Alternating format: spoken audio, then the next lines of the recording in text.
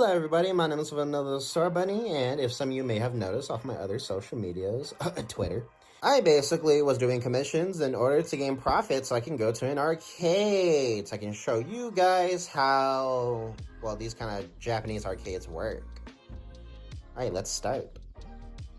So one of the first arcade machines I did was this Hello Kitty one, and I'm doing a method called the double tap method, where if you grab the claw, and when you press on the button, and the minute you touch the toy, if you hit the button again, it actually strengthens the claw power.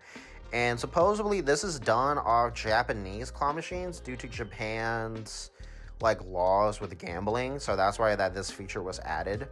And this is only a thing to Japanese claw machines, so I tried doing this Hello Kitty one twice, and it was no luck. And fun fact, I came to that game later that day, and I still couldn't win it. So then after failing 3 attempts, I eventually went to this Kirby game to try to win a Waddle Dee.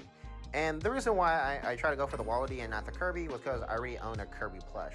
So I basically tried to get the claw to the right position. I tend to jiggle the claw machine a bit just so I can have the little grip part to be at a different angle to further strengthen my grabs.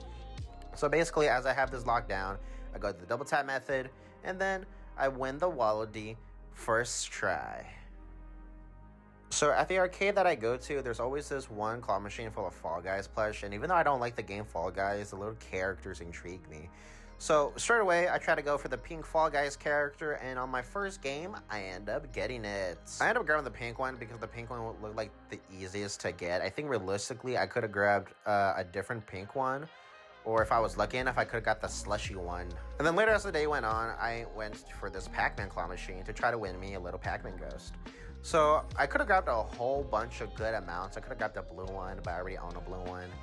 I could have grabbed the white one, but I wasn't really interested in that one. So I eventually tried to go for the pink one to try to get the full collection of Pac-Man ghosts. So I pick up Pinky, and shabam, they just rolled down. So since I won the Pac-Man Ghost, I thought it made sense to win a Pac-Man right after that. The problem with this claw machine was the claw was really big, and it's harder to grab toys like this if the toys are kind of small. So when I played this one, even with a double tap method, it didn't work because the claw machine was just too big for the toy that I was trying to get. So overall, I recommend that if you do try to do a claw machine, to try to go one with claws a little bit the same size as the toy. So would I say that Japanese claw machines are easier compared to the American claw machines? I would say yes, because this is the first time I actually won anything from a claw machine. I've never won stuff from these kind of games before.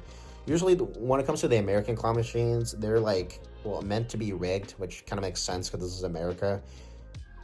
But in Japan laws, they don't really go for gambling, that kind of stuff. So that's why the machines are programmed to be much more easier to grab the claws into onto the product.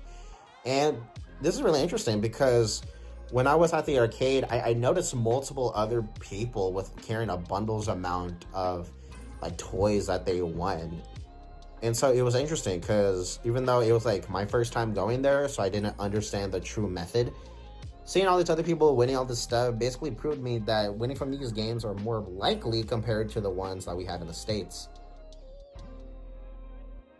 Overall, it was a really fun experience, and I want to thank all my viewers who have donated a single dollar to help me go to this place.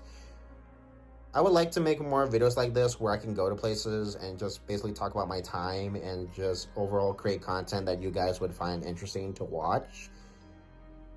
Sorry for the lack of a background. I haven't had time to draw a background for my character recently, and also I got noticed I have a human Vtuber model. If you guys are interested in seeing more of the human Vtuber model, just put it down in the comments. I'm working on a more persona-like Vtuber model on the side. I'm just trying to update some stuff because the models are different when it comes to the head. Yeah. I'm really bad at ending stuff from here, so I just like to say have a nice day, and follow my Twitter.